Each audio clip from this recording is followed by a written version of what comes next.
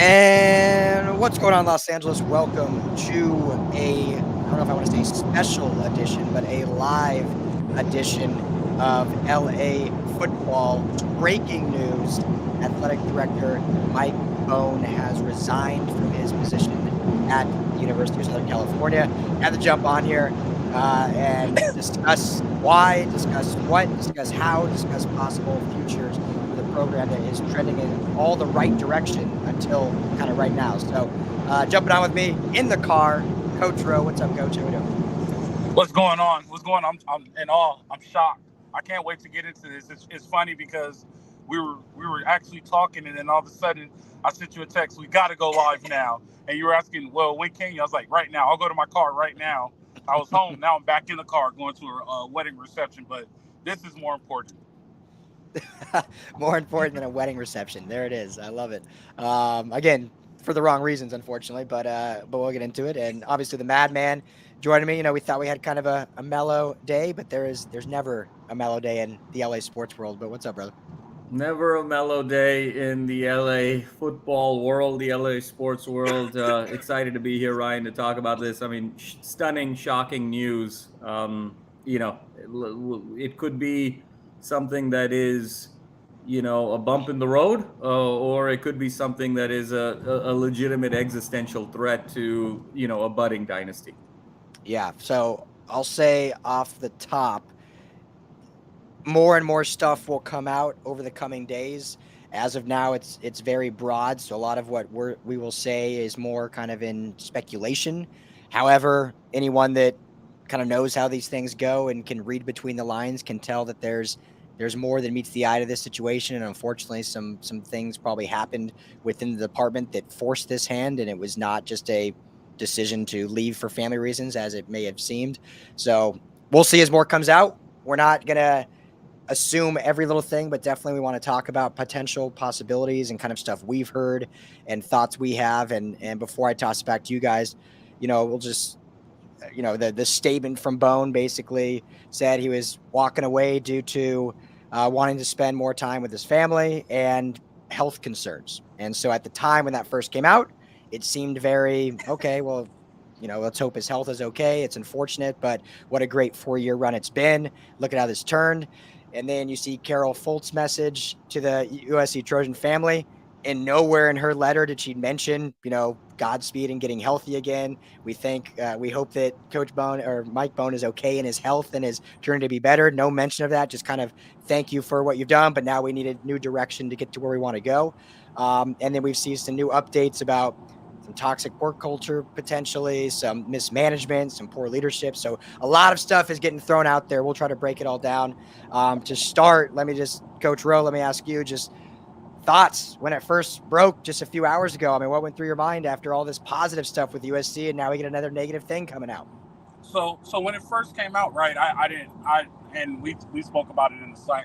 I didn't know what happened. I was like, wow, I didn't even, I normally get something from the inside or somebody who knows something from around, like, hey, this is about to happen or something's about to pop.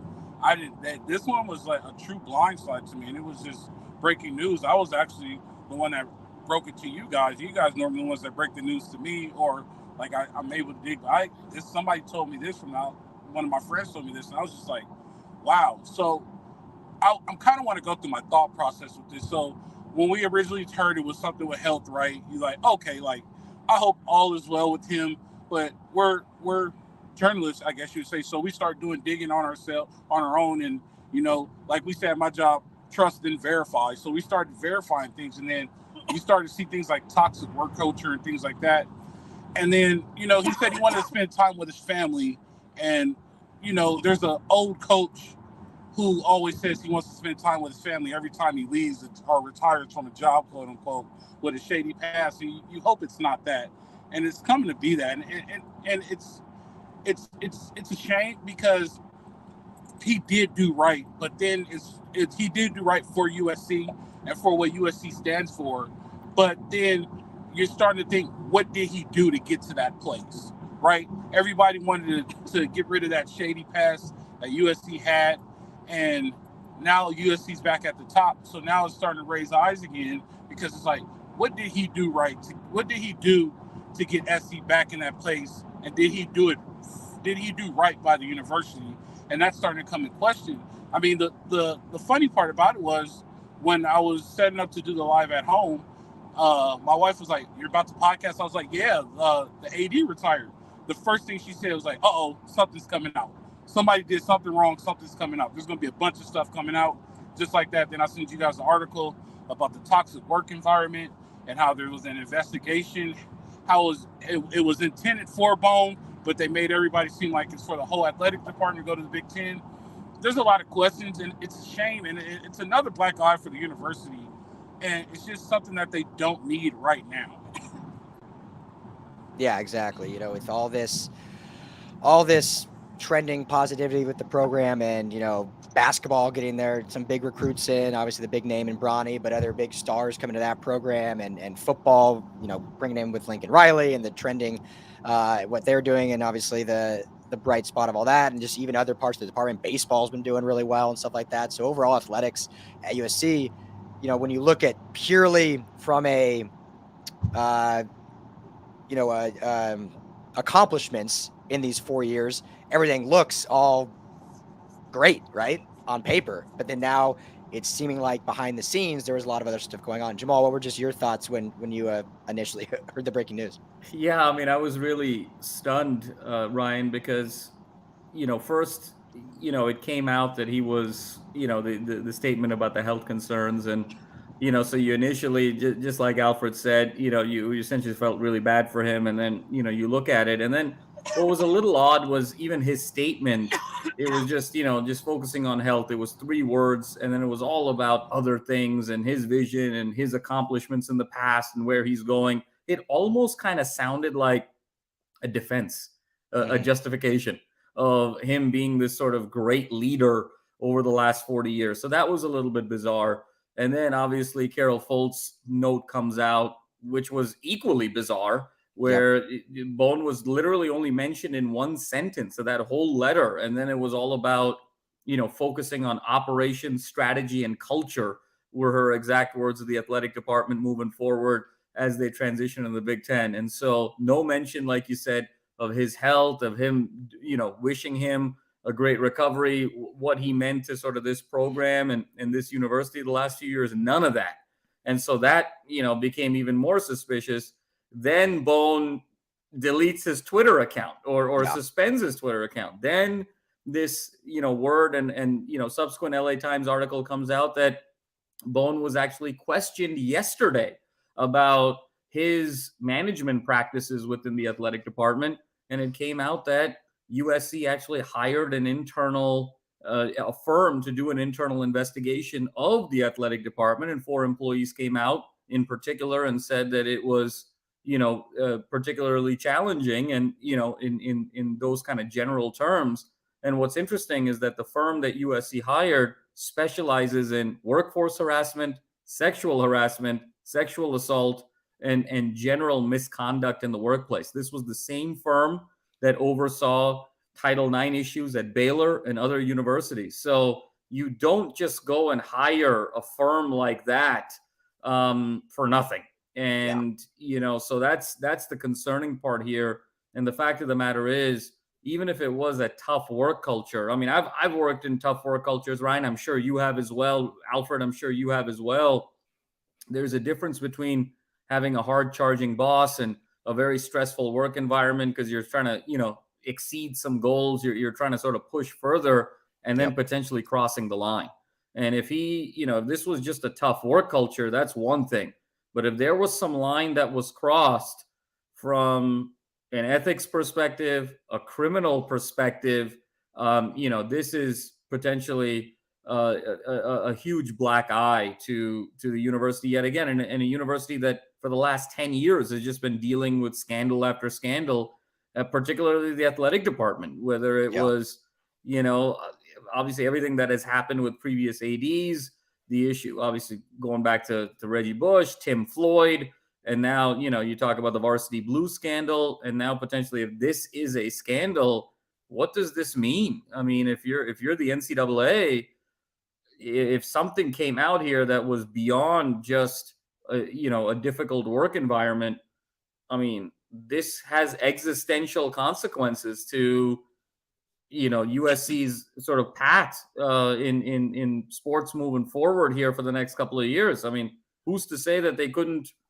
ban SC again from a bowl game again? I mean, there's just so much that could happen from here. It could be something very small, but it also could be something much greater. And I think it's really troubling timing, because USC is trying to figure out what they want to do in terms of NIL. There's all of these collectives emerging, Ryan. You and I have kind of talked about that in detail. Folks want to kind of give to the university in terms of, moving forward financially. These are the kinds of things that make alumni stop giving. I mean, and USC hasn't had another fundraising campaign since all of the scandals came out 3-4 years ago, because a lot of alumni are not happy with the school still. And there's more work to be done in terms of, brand, sort of healing. And so, this could be really, really troubling timing for the program moving forward. Yeah. The part of Carol Folt's statement, I think, that stuck out to me the most, I mean, all of it, like, it's just very little talking about Mike Bohn, but in her kind of second paragraph, she says, or writes, having built a strong foundation over the last few years, now is the time for new direction grounded in our values and an expertise headed to fulfill our aspirational vision for Trojan athletics. So, I mean, that to me is pretty telling that there were some good things that happened in the past, but they were not being good anymore. And we need to pivot and go back to what our values are and find someone that's going to lead us in those values, which aren't happening at this current time. It's reading between the lines, but that seems pretty evident from that one line that that's what she was feeling. And again, a lot of this who knows how long this is going on, what's going on, it's all speculation. If I want to put anything maybe positive out there, hats off to Carol Folt. I mean, again, maybe this has been going on for far too long, but maybe it hasn't. But seeing where the athletic department is, seeing as the Big Ten is on the rise and all these things, and to still make this move as she kind of became president of these universities, saying that integrity would be at the core of her values and running this institution and making this tough decision and not sweeping it under the rug. Again, who knows how long it was going on, but at least at this time, she maybe showed some of that, Jamal and Alfred, that, hey, we are going to do what I came here to do and clean things up and keep them clean. And if they got out of whack for a little bit, well, I'm going to do the right thing and, make this tough decision when to the outside world, things look good, but we know they're not. Yeah, Ryan. I mean, I think that's a really strong point. And Alfred, I'll certainly let you jump in here, but that was the criticism of Max Nikias, where, there were things that were going on and, he, chose to ignore them because his priorities were in a different direction. And so the fact that Carol Folt was very swift in terms of acting, I think certainly shows that this is a different leader and one who is much more principled in terms of, kind of thinking about things from an ethical perspective. So yes, I think it sort of reaffirms your belief in Carol Folt as a leader.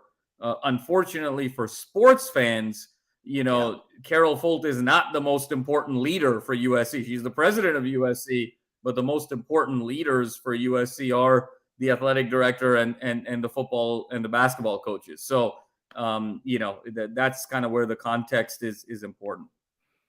Alfred, go ahead. Any thoughts on Folt? So then when you look at it, and I believe that Carol Folt actually made the right decision, right? So if an NCAA investigation does come up, right, and they start talking about the first thing that they always hit you with is a lack of institutional control, right? And they use that line all the time in order to put some type of violation on you, to put some type of punishment on you in order to take something right. In this case right now, President Folt didn't have any lack of institutional control. She did everything she was supposed to do. She must have got a report. HR must have came to her. She went and hired somebody, and she didn't just hire anybody. She went and hired the best of the best, who's done it multiple times and has caught people in the action and brought out some of the biggest cases in college athletics. And then when she got the report, she sat down with the report, made a decision, and she had to make a hard decision, right? And in sports, you have to have a lot of hard conversations. And this was probably one of the hardest conversations she had to make, because in hindsight, it was a great hire. He went out, He put the school in a better conference. He made the school more money. He went and hired a better coach that's going to put the school where it needs to be. And now you have to sit down and have the conversation and make the decision that you don't want to make. And she made that decision, and she did not put the institution in jeopardy, right? So, and some people might be upset about it, but at the end of the day, if the NCAA does have to step into this, the one thing you have to worry about, like I said, is a lack of institutional control. And at this point, the way I see it, she had complete control of the situation, and she handled it the proper way. That's a great point, especially if, like the article said, and correct me if I'm wrong, Jamal, but the firm was hired back in like January. So it's been a 5-month ongoing. That's correct. Yeah. So it's not like they've been sweeping on the rug or whatnot. And so yeah, to that, credit there. And I mean, Alfred, it's such a great point that you made about the institutional control piece. And I think you got to get out in front of it, because if you don't, then the punishment could become much more severe. So she's obviously a principal leader. She's also doing damage control. Where I would be a little bit concerned as a USC Trojan fan is this is now on the heels of Varsity Blues. Okay. And so that was a previous regime, obviously, that had these issues. You swapped out that regime, and now you have yet another problem. So what's going on here? Either did you not, did these skeletons not appear in the closet during, the vetting process of Bohn? Like, was this just a USC thing and not a Cincinnati thing? And if it was a Cincinnati thing, how come that didn't show up? And were you willing to push that under the rug because he was such a great AD and you just wanted the football team to be great? Or if nothing happened at Cincinnati, this is really just a USC problem. Now you've swapped out leadership. You've swapped out the president. You've swapped out the athletic director. You've swapped out all these people, and yet it still happens again. So what's really going on? And so is it sort of the adjacencies in the department? What's happening? And the NCAA may say, maybe you guys need to just focus on figuring out what's going on inside your campus. And we want you to sort of focus on that and not really focus as much about what bowl game you're going to get. That's my worry here, because this is not just strike one or strike two. This is now strike 7, 8, 9 for the university over the last 10 years and the athletic department. So I think obviously Carol Folt can't be held responsible for what happened before her tenure, but this USC brand, it's hilarious, Ryan. I mean, in just the most sad way, where I think one of the reasons why, you, me, and Alfred, read those letters and then kept digging is because it's USC. Yeah. It makes me very sad to say that. But if this was maybe another university and athletic department that the last 10 years was out of trouble, we would probably have just left it at that. But because this was USC, and because scandal has been the middle name of this institution the last 10 years, unfortunately, it made us dig even more. And so, people are going to be kind of thinking that way. And, that's my concern moving forward. And to rebut on that, Jamal, I think it's the pressure, right? And it's not just the pressure of USC football, right? It's the pressure of the USC academic centers. It's the pressure of holding the USC, like Ed Orgeron said, they didn't hire me because I'm not a country club guy, right? It's having the USC standard and what USC stands for. Like, there's a lot of pressure.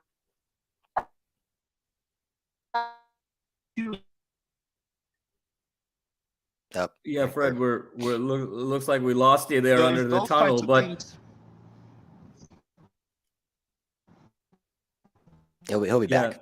Yeah, no, Fred will be back. But no, I think that's a great point that Fred made is sort of, you guys there? The pressure, the brand of USC, I think is what Fred was trying to say is, there's a certain type of archetype of USC. It's wealthy, it's connected, it's sort of polished. And, there's a lot of putting up of airs sometimes within the USC culture, to Fred's point about Orgeron not being a country club guy and whatnot. So there's sort of this pressure of not just, winning, but winning a certain way with a certain style and a certain swagger and a certain aura.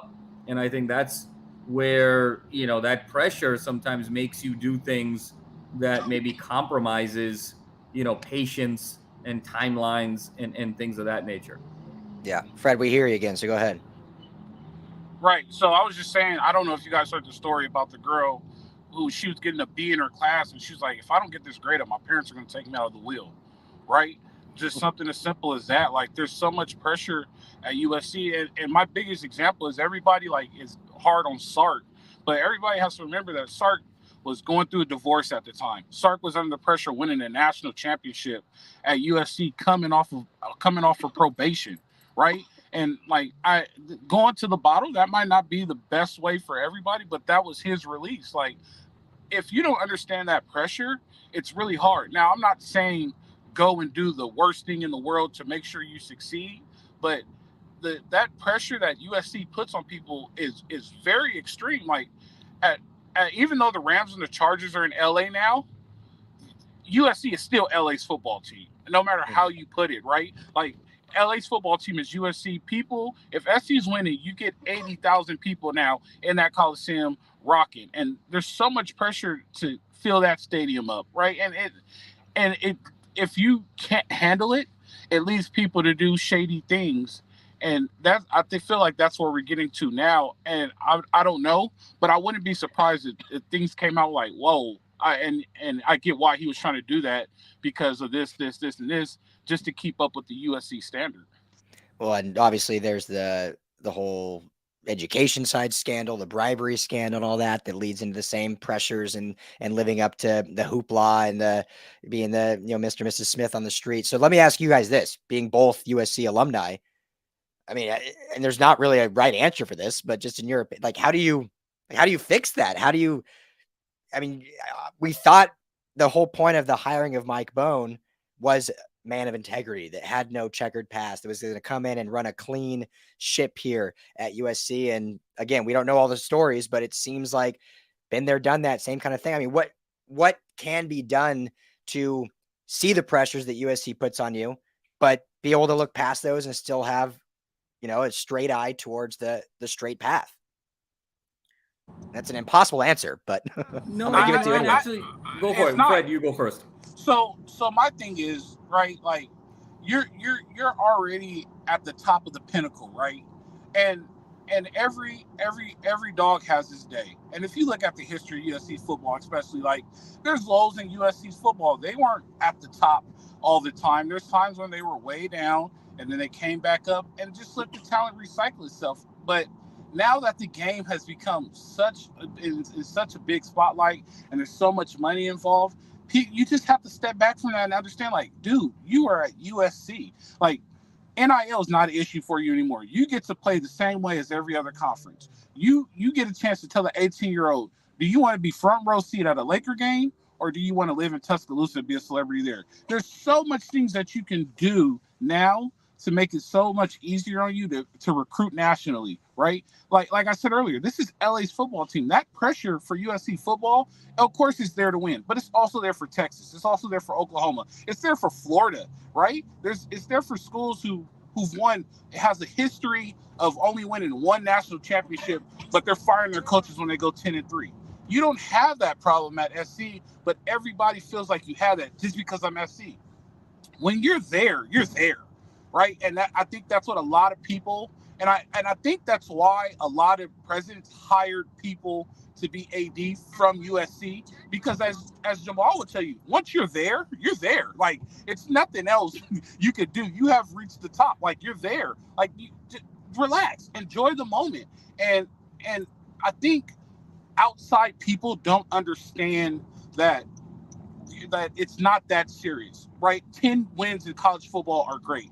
A BCS bowl or a college football playoff or a Group 6 bowl win, that's great in college football, but it's got so spewed that people are starting to do crazy stuff to try to get on top. And it's not just SC, because there's other schools that's done crazy stuff too, but like with SC, once you're there, and somebody had to tell me that when I was there, they was like, dude, calm down. You've done everything you needed to do. You're here. You are at SC. You're at one of the premier universities in the nation. Like there's nothing else you could do. Like you're there. It's okay. And I think a lot of people who get hired there or people who want to be there have to understand that like you accomplished it. Now enjoy the moment, step back and do what you have to do to make sure the moment is you enjoy your moment and you keep progressing forward as a USC Trojan. So that pressure is added by outside entities, I guess you would say. So the best thing I would say you can say, just turn off the outside noise. Enjoy that moment and just live it, and whatever happens, right? So that pressure is just put on by, like I said, outside entities. Go ahead, Jamal. Yeah, Fred, I think it's an interesting point. I agree with the sentiment of what you're saying. I have sort of a different approach to it in terms of thinking. I actually think all the pressure on USC is self-inflicted. When we talk about, USC's wealth, when we talk about USC's prestige, when we talk about USC's ranking, oftentimes it's just USC people talking about that. USC, and I'm a very proud alum. It's a great school, but there are other better schools. There's a whole Ivy League, there's a whole Stanford, there's a whole Caltech. So we can't act like this is the best school in the country. It's not. It's a great school. It's an elite school, but there are better schools. We yes, also it is, can't and I act can. Like, huh? I say yes, it is, and I can. Well, and I think the other piece, Alfred, is even from a football heritage perspective. Yeah, it's 11 national championships, 9 of which USC won before anybody on this podcast, on this network, was even born. Okay, the 9th national championship was 1978. So it's been 45 years, and USC's won 2 national championships. So yes, that was a glorious time with Pete Carroll, but let's not pretend that this was happening every year. There's a 7-year period with Pete Carroll. There's another 38 years of mediocre football. So a lot of this hype and hoopla and prestige and aura, I actually think, is not from the outside. I don't think the outside thinks of USC nearly as highly as the inside people think about USC, truthfully, if I'm being completely honest here. So I think all of this ego and stature, it's all sort of self-inflicted. And I think that as a university, as an athletic department, I think the branding of the school and the communications of the school and the strategy of the school just needs to take on a little bit more humility moving forward. I think that, SC's got to dial down the swag. SC's got to dial it down a little bit. And I think when you dial it down, then players, students, they don't have to feel like they're putting on sort of an act or putting on a show because of it. That's what being a USC person, a USC alum is all about. So I think that there just needs to be a little bit more humility in how I think the program and the university sort of approaches things. And I think Carol Folt is absolutely the right leader for that, as someone who is much more grounded in academia, someone who's really kind of focused on doing the right things. Max Nikias, all he wanted to do was hang out with really rich people and hang out with the entertainers and hang out with the politicians, and kind of lost sight of being an actual kind of university leader. I think Carol Folt is much more down to earth. And I think her actions in terms of kind of making decisions quickly and really kind of focusing more on the work and the people that make this university great, I think is the right move. So my thing would be to sort of dial it down a little bit in terms of just the comms and the advertising and the marketing and what have you. Fred, let's be honest here.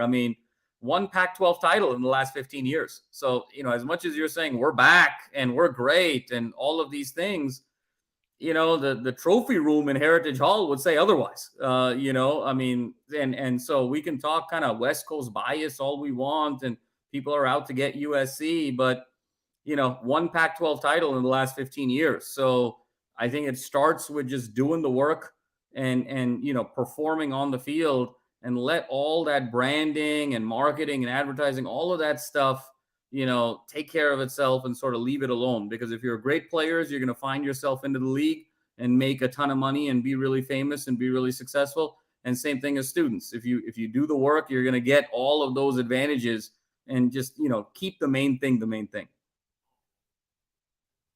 Yeah. I agree with both you guys. As the resident non-alumni here, and the one who went to a school that didn't have football, Long Beach State, go Beach, what up? But yeah, I totally see both sides of this, and I would say that not being alumni and seeing the landscape of college football for what it is, even with the one Pac-12 title in 15 years, even with the only 2 natties in the last 45 years, I would still put USC in that top 10 because outside Alabama, outside Alabama and Ohio State, Penn State's never won anything. Michigan's not won anything in 7 decades. They're considered one of the best. Florida had a nice 8-year run. And so when you look at the landscape of college football outside of Alabama, what they've done historically with now Nick Saban, and everyone kind of has these ebbs and flows, and so I would put USC still in there. But no doubt. But I don't think we can just sort of Ryan, I'm not saying anything otherwise of knocking USC. That's not my intent here in any way, shape, or form as an alum. All I'm saying is, we can't walk around acting like we're the best. Okay. Yeah. We say we're the best because we believe we're the best. And when I mean kind of the collective Trojan family sometimes. And I think folks who are in the Trojan family, they get what I'm saying. And it's we're the best, we're this, we're USC, you're not, and it's just a thing that sort of a lot of people say. And it's not really backed up by the results. To your point, we're top 10 for sure. No one is saying that's not the case, but other teams have had significant runs that are as great, if not greater, than USC has had the last 40, 45 years. So we can't have this sort of superiority complex. I think that's really the point that I'm trying to make here. Well, and to agree more with that point, it'd probably do USC good to kind of play a chip on their shoulder mentality, play an underdog mentality, and not just puff chest puffed out that they've been there. We're still at the mountaintop. It's like, well, no, maybe play the underdog. You got to climb the mountain, get up to the top again because you're not there anymore. That might do some good instead of which I think is what Mike Bohn started to take it back to that when he first came here, was playing that kind of like we need to get back to that rise, and then now we're kind of back to here we are. So I will say this real quick. Go ahead, Alfred. What do you guys know is the best Power 5 job in college football? Yeah, Power 5 job in college football. Yeah, I would say it's USC. I would. In terms of location and history. Let me re-ask this question. What is the best Power 5 football job for a coach? Just in terms of of job security, no pressure, but you're still at a big university. You still fill the fans up. You get TV time, all that stuff. You know what job that is? Penn State. Nope. But yeah, I was actually going to say that. Penn State is the best job. All James Franklin has to do is go win 10 games every year, be competitive, and be able just to make a prestigious bowl game, and his job is secure, right? And that's what college football used to be. Now we turned college football into a thing to where you have to win the national championship, and that's not possible. Only 4 teams go to the playoffs, and 1 team could be a national champion, right? And that's why we have the bowl games. But we downgraded the bowl game so bad, and we made it national championship or bust, and that's not possible when you have 100 and something teams that are eligible to be a national champion. But Fred, no, and I completely agree with you. But Fred, no one is even talking about national championship here. This is now 10 years of the CFP of the Final Four. USC's never made the Final Four. When we're talking about Pac-12, USC's won 1 Pac-12 championship since 2008. So and Utah has shown, and Oregon has shown, and Stanford has shown you can lose 3 games, you can lose 4 games, and still win the Pac-12, depending on how you shaped in conference and non-conference and whatnot. So, I hear you in terms of, the old way of college football, but we're not even talking about the old way of college football. We're just talking about winning the conference consistently. Ryan, you talked about Ohio State, and Ohio State's winning the Big Ten every year. They're in the mix. Alabama, Georgia, LSU. On and on the list goes of teams. Even Notre Dame, USC's arch rival, arch nemesis has made the college football playoff a few times now, and USC still at 0. So, we can't. They have an easy path. They have an easy path. We'll see. Sure, they've got an easy path. No, you're right. You're right. But I'm just saying that we just keep brushing it under the rug. They're like, no, we're USC, we're USC. Yeah, the stats don't matter, results don't matter, outcomes don't matter, but we're USC, we're the best, right? I mean, and that, but why? Because we had Pete Carroll back in 2004. Well, guess what? That was 19 years ago. The last time USC won a national championship, college freshmen weren't even born. Okay, so it's been a while. It's been a minute. And you were in college. college. I was in college. That's how long ago this was. So we just can't just say, because we're USC, because we've got a cool fight song and we've got good looking alumni and we're the best. You have to earn it. And so I think that we just have to kind of get back to results first, outcomes first. Let all the branding and the marketing and the noise and all of that kind of take care of itself. I hate to sound like Belichick and Saban, but there needs to be a little bit more Belichick and Saban to USC. Just do your job, and everything else will take care of itself. Hey, Jamal. Yes, we're the best. I'm not. Listen, with that beard of yours, okay, you can say anything you want and I'll believe it. Okay, you look outstanding in that beard. Let me tell you, Jamal, we're the best. Just real quick to piggyback off that, I think I will just. I was excited to hear what he had to say. I was fired up too. Absolutely. Yeah, it has to freeze again. We'll give him a second, but see if he. Am I back? Okay, we hear you. Yeah. Go ahead. I will say this. I think it was because for so long they were LA's football team, right? Yeah. And when you're the best in LA, everybody else doesn't matter. You know what I mean? So I think that's kind of why they had the chip on it. Not the chip, but their chest is poked out. Because at the end of the day, we're USC, we're LA's football team. We're in one of the best cities in America, and I don't think that will ever change, or we probably won't see that change. You know what I mean? I agree with you, Al. Absolutely. And, one thing, Ryan, I want to address some of the, our fans for sticking with us here on the chat and Joe Hernandez, thanks so much for your comments. And, Joe's saying, hey, you guys don't even know what happened. Correct. We don't. But you're already talking about scandals. And, Joe, I think we don't know what happened. As Ryan said at the beginning here, we're speculating. But B, I think the point is the reason we're talking about scandals is track record.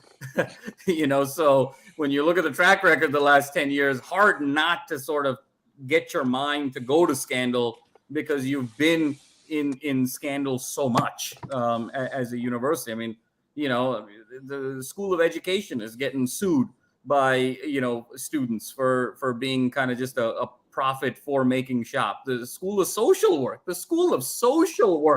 is getting sued by students for being kind of a sham degree right now. This is not my opinion. This is all the things that are going on in the LA Times and in the media. So it's hard to you sort of divorce your mind of scandals given the track record. And that's just kind of the reality we're in. We're hoping there's not one, but kind of the way the documentation and the language of today, it's hard to believe this was just a guy who had health problems that's sort of walking away right now. If that were in fact the case, I think given how gregarious and connected the Trojan family is, I think there would be tremendously more words and sentiments of empathy and care and emotion than there are right now. So that sort of leads you to believe there's a little bit of smoke, and oftentimes when there's smoke, there's fire. And I will say this as a follow, Jamal, to Jose's compliment. You wouldn't hire the same lawyer firm that was in the Baylor scandal if it wasn't something serious. We're not saying it's a scandal, but we're saying there's something more than him being sick. There's something that happened that made him resign and then do a clean break. You don't just have a clean break for no reason unless it's seriously illness. But when that lawyer's involved and they've been there since January, something's up. Yep. Yeah. Exactly. All right, I have one very speculative question, and then I want to wrap this up talking maybe what's the future look like? Who do they go for? And so this is extremely speculative, but Why not ask it? So Lincoln Riley hired, just a short, 18 months ago or so. The architect, everyone that kind of talks about, yes, Mike Bohn gets the credit, but the architect of that was Brandon Snosna, who obviously we'll talk about a little bit more here later. Could there be potential that, Lincoln Riley comes because of Sosna. Sosna then leaves. Now Lincoln Riley is literally the face of USC. Whether you want to say that or not, he is the face of USC, not just football. He's the face of USC. He now sees stuff going on behind the scenes, whatever, blah, blah, blah, blah, blah. And maybe he goes to Carroll and says, I'm not staying here if you don't make a change. We know Lincoln Riley has power. Any thought, and this is, again, I'm just throwing stuff at a wall. Any thought that maybe that could have happened? And Lincoln Riley says, hey, we need a change here. My guy who brought me in is no longer here, so I'm going to force my hand to make you make a change. I would like to go first here because if I go after Jamal, he has way more information than me, and I would not be able to follow it. I will say this. I'm going to say two things. It scares me of this hire because Carol Foltz has not made good hires previously to this with the Lynn Swan hire and keeping Helton around for so long. And when Helton had that bad season, she said, oh, we're going to stick with him and this and that and no AD. When she makes those decisions it's scary. I put it like this. She just made a really good decision. I'm not going to, and I just commented her for the decision she made. She did an excellent job, but her track record of her making decisions is not great. And this is a leader of a very good athletic program. I won't say great, so we won't piss Jamal off, but this is a leader of a very good athletic program, and this is going to be a very good decision. With that being said, my second thing is I do think you get Lincoln Riley and the basketball coach involved in this decision. Yeah. You have to have them in. Now, they don't have to make the decision, but you have to at least find out what are they looking for, what do they want, and how can you make this the smoothest transition as possible to keep this thing going and keep it successful. You have to do that. You can't leave them in the dark because they could go anywhere now and get a job anywhere they want to. So you have to be very wary of that, and you have to be smart with how you're doing this. Yeah, Alfred, I completely agree with you. I think that there's a couple of dimensions here. One is I think the two most important, sort of pieces here. One is Lincoln Riley. And I think the other piece that isn't really being talked about right now because this is so fresh is Rick Caruso. And I think the person who I think Sosna gets a little bit too much credit for sort of, as Bohn's chief of staff and obviously worked really hard. But I think the real power and the brains behind the strategy to go after a guy like Lincoln Riley, put the money together to say, hey, 100 million works here, and really sort of put that vision together, I actually believe was Rick Caruso. And Caruso was chair of the board of trustees, obviously stepped down from the trustees to run for mayor of Los Angeles. So I think that I'm sure he will, but I think he needs to sort of be back in as a key player on the inside, even if he doesn't hold the board chair position of the trustees. And I think him and Lincoln Riley are your two primary sources here in terms of, putting a vision together, but also getting the acceptance. Love Andy Enfield. I mean, if you ask me, I'm more of a basketball guy than a football guy growing up. I mean, Andy Enfield wasn't even at crypto.com arena when Bronny was there with Bohn and the AD. I mean, the basketball coach wasn't even there to recruit a basketball player at a basketball game. So to me, Andy Enfield is sort of just along for the ride.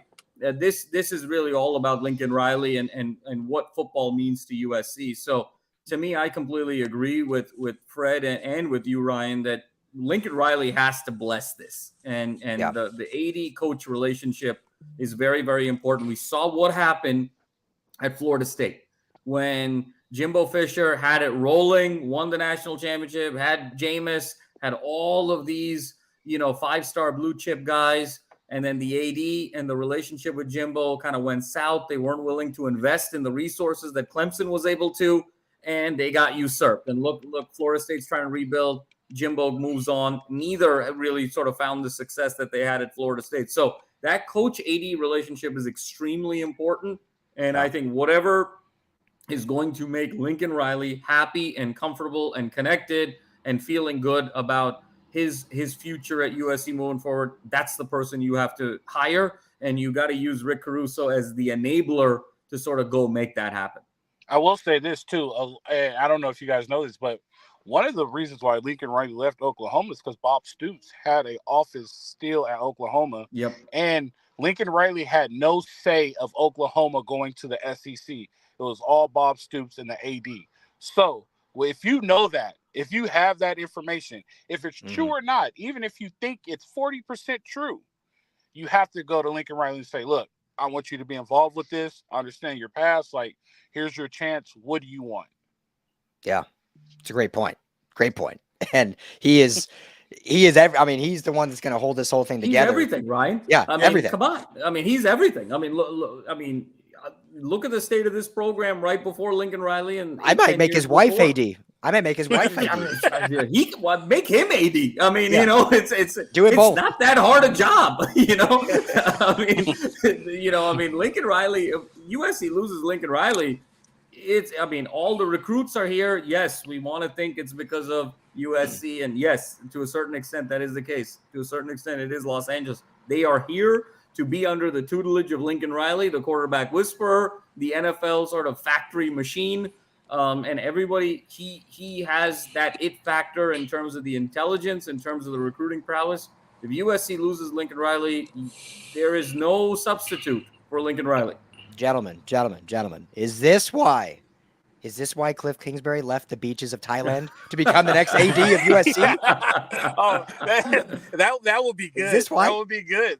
No, he can't be the AD of USC though, because it messes with his contract. I mean, it works out though, but it messes with his contract. But by the way, I love William James's line there. What about Rich Paul? That's hilarious. Yeah. I love that one. Rich Paul might be interim AD for 1 year with Bronny there, you know, for the 7 months that Bronny's there. I think Rich Paul, you know, makes a lot of sense. I can't take that chance because they'll put all the money in basketball. Yeah. I don't know if I could take that chance with I know. I'm basketball guy. But that's a clever sort of. There's a lot of wit in what William said. That's great. No, that was a good one. But I'm just saying, like, I don't know. I don't know if we're ready to make SC a basketball school yet. That's UCLA's job. Yeah, and William James is Thriller. I only know him as Will Dirty Chai Decker, the Thrill Chai. Decker. I don't know about this William James business, you know. So he sounds like he's trying to sell high-end sunglasses. So but Dirty Chai, jump in here if you want. I think he asked earlier. That's Will Decker. Now, hey, Will. I will, and Jamal. I just want to let you know this. There's only been 3 schools in the past 5 years to have a player go in every round in the NFL draft. Guess who one of them are? USC. There you go. There it is. There you go.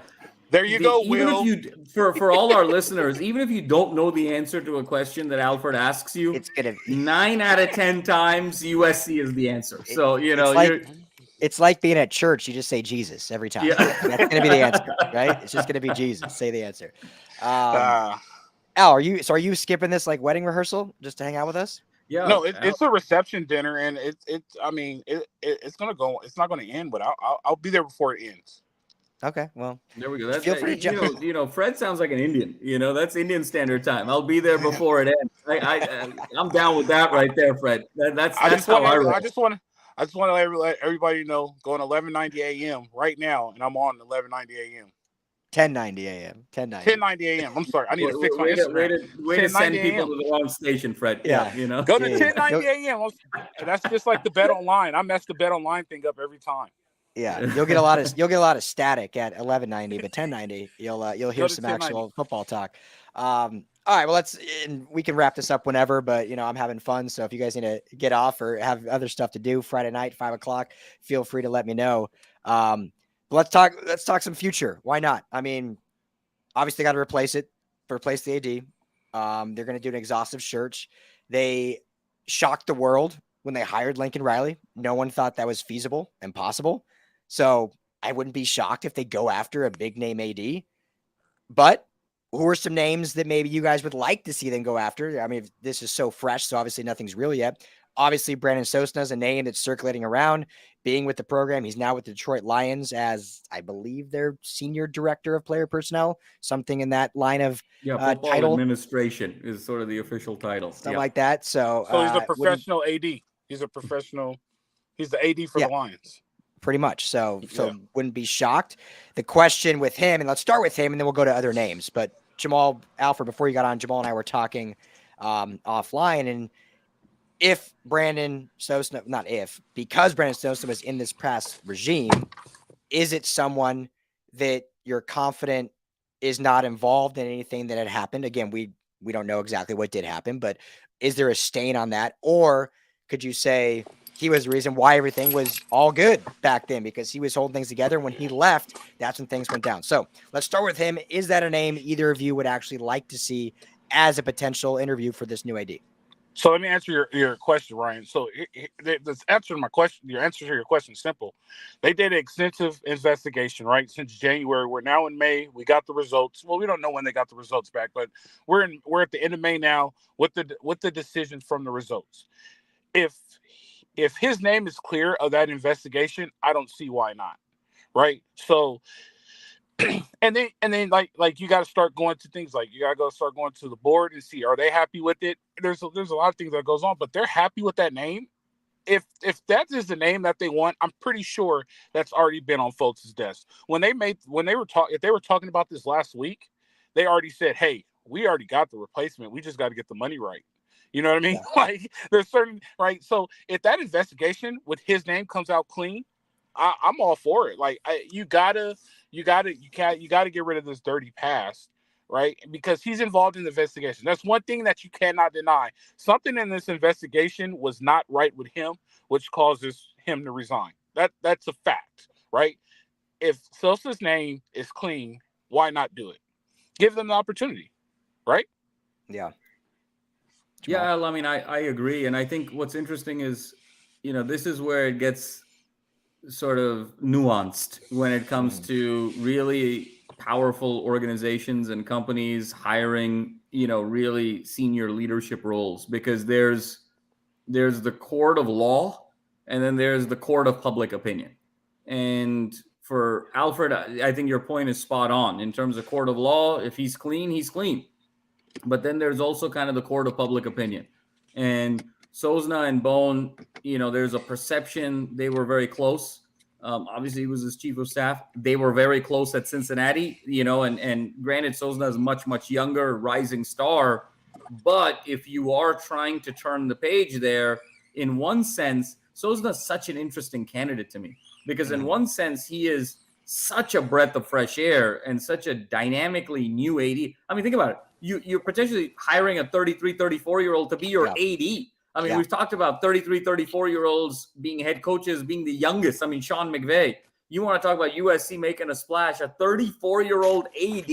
That has never happened before in the history of the NCAA. So in that sense, it is a revolutionary, a visionary hire from one standpoint. But on the other sense, and what makes him so interesting is he could be the epitome of more of the same because of his connection to Mike Bohn. So he is such a polarizing candidate in this way, where it's either kind of the symbol of change or the symbol of the status quo. And you sort of have a little bit of both with him right now. And so you have to sort of filter what is real and what isn't, and how involved he really was in this existing culture. Not even from an ethical standpoint or breaking the law or anything like that. I mean, we're not talking about that in any way, shape, or form. But even if he was part of this culture and over the last few years and worked in it, but necessarily maybe didn't do enough to change it or what have you, there's still that weight of him being kind of this old guard that you're trying to change. So I think he's going to be a fascinating candidate. I think he's absolutely going to be sort of approached. I think he's potentially going to be interviewed, but I think that's where the nuance is going to come in. And I think Carol Folt is going to rely on people she really trusts and powerful people on the board of trustees, Rick Caruso included, and others to sort of have some ears and eyes on this. Yeah, it's going to be fat. Obviously, there's a fit there, and we've seen in college athletics, he could probably get a substantial pay raise going from the NFL back to college, as weird as that is to say, but we just all know that that's the way it goes. So I think the money will be right for him if he wants to. Whether it's a fit or whether there's the connection of the past, I totally agree with you, Jamal. Like, it's a very nuanced and interesting decision and process. If there's nothing involved and whatnot, I think it'd be very exciting. The fact that he is so young, it would be interesting to see how he can manage the entire team. But obviously, everyone that we know and have heard of have spoken so highly of him. So I think it's definitely at least should be thought of as a very viable candidate. Now, that being said, again, I'm kind of putting you guys on the spot here.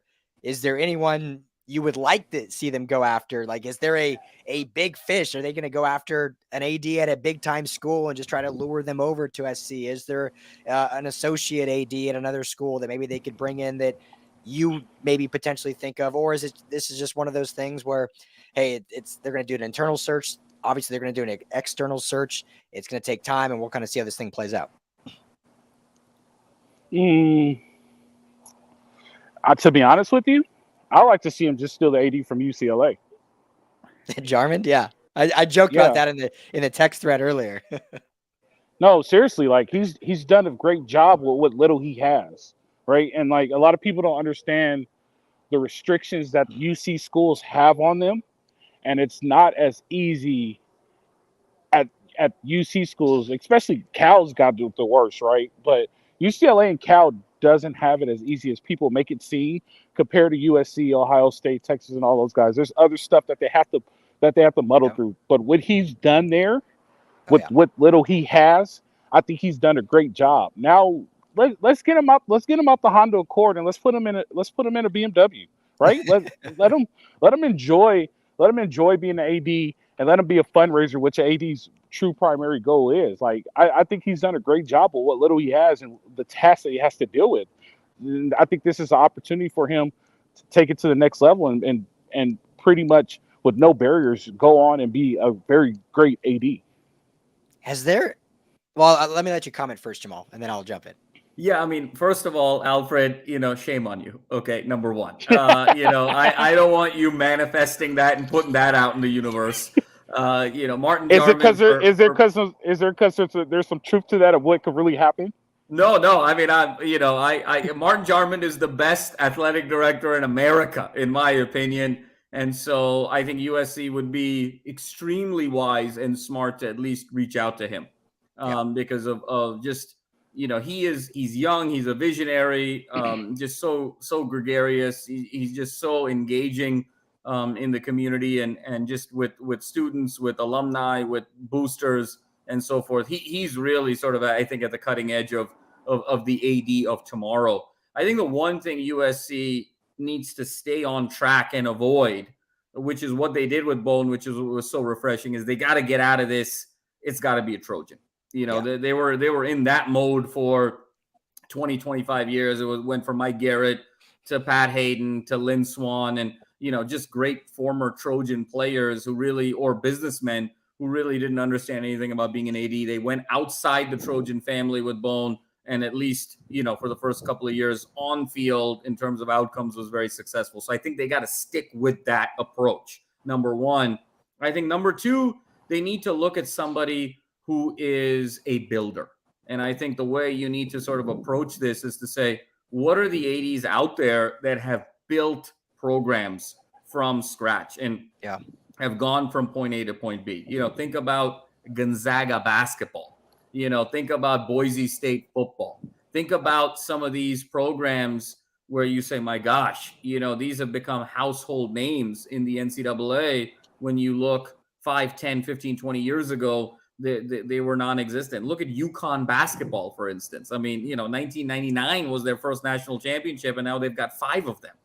So look for the builder is number 2. And then I think number 3 is who's somebody that will really resonate with this Big Ten move, and who's somebody that is positioned in terms of their background, in terms of the type of school where they understand the Midwest. They understand a mega conference, and they understand kind of all of the dynamics and the resources and the alumni that sort of go with that. So those would be my 3 focus areas. Move away from the Trojan family. Number 2, look for somebody who has built something from A to B. And then number 3, part C is look for someone who is used to or has been experienced in a mega conference-like environment, particularly in the Midwest. So someone with Big Ten experience, someone with SEC experience, someone with, rich Big 12 experience when that conference was humming. Those would be kind of the 3 criteria that I would be looking for. And frankly, Martin Jarman is 10 out of 10 on all 3 of those categories. But, Martin's going to stay in Westwood. Because what do you he's a think builder. about what do you think about the Iowa State AD? Yeah, I mean, it's interesting. I think he's made some really good hires. I mean, Iowa State also basketball-wise, football-wise, they have really built. I think that is the type of AD I would be looking for, Alfred. I mean, that's, I'm not going to say de facto, he's the guy, but it's that archetype that I think they need to be looking for. Yeah, exactly. I'm just running through schools in my head, so I'm thinking San Diego State. I'm no, they never got over the hump. But then Iowa State click, pop. That's something you want, right? Iowa State, they're doing the best with what they have, and you can't complain about the product that they're putting on the field, on the court, or anything like that as an athletic program.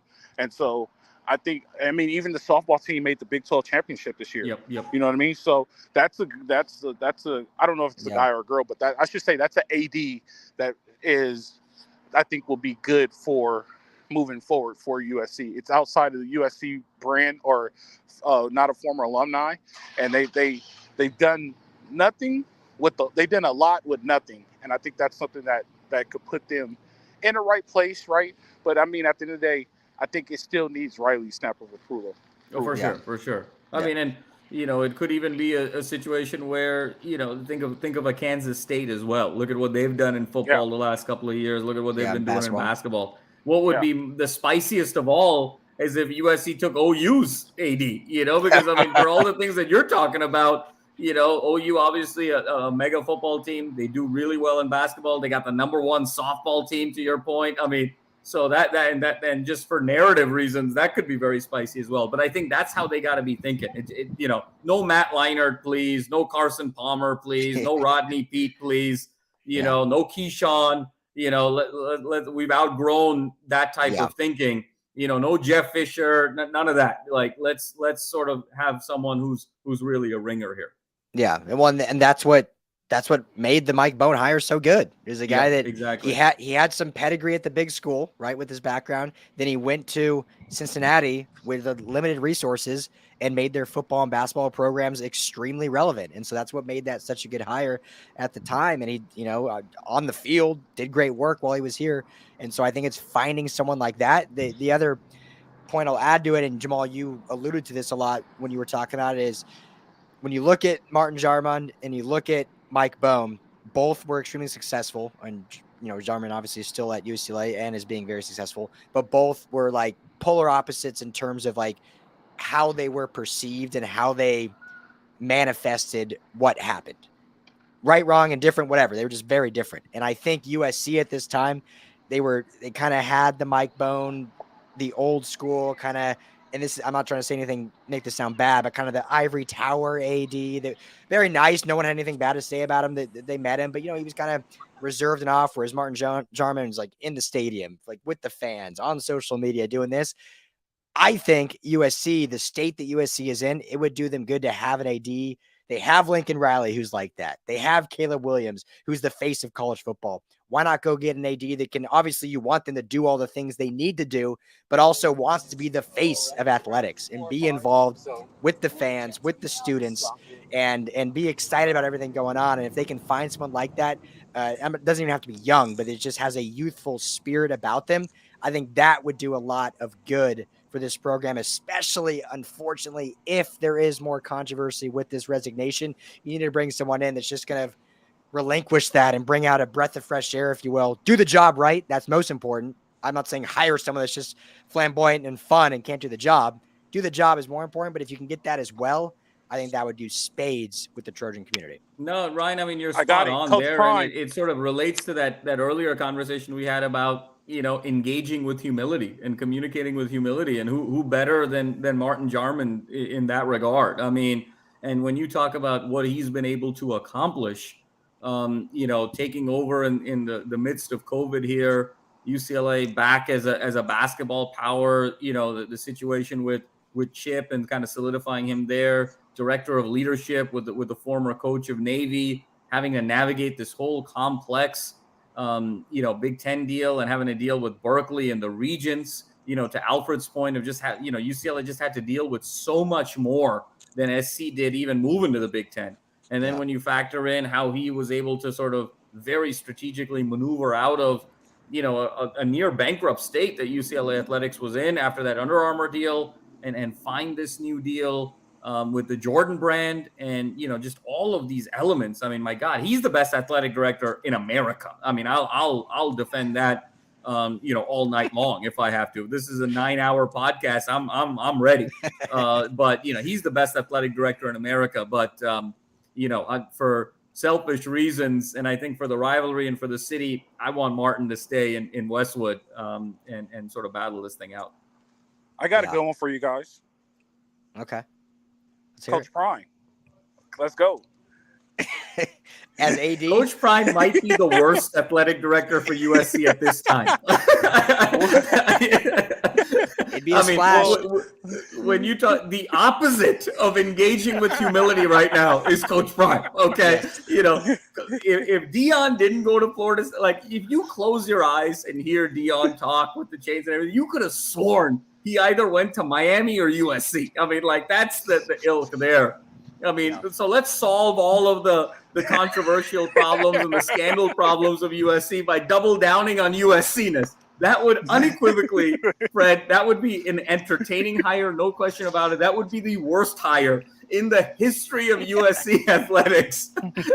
that was totally a joke. That would be, Fred, that might even be worse than hiring OJ. Like OJ becoming the AD, might be slightly better than Dion being the AD. Coach, that would be Coach Colorado's gonna find out real soon what Coach Prime really is, but that's neither here nor there. We'll say that for another podcast. Yeah, we'll have plenty of time more for that talk. So, well, gentlemen, this has been a blast. Any closing remarks, or are we good to go? Are there any other questions here in the chat, or are we good to go? No, the one thing I'll say is, I mean, it was just a great conversation, and let's hope for the best. And we never want to sort of revel in anybody's misery in any way, shape, or form. And most importantly, if there was any nefarious activity of any kind, and if there were victims in any way, shape, or form, our focus and our hearts and our minds need to be there first and foremost. So we're gonna hope for the best here, and also be very sensitive to this. If this was any sort of a harassment issue that really affected people and individuals in a meaningful way, that is the most important thing.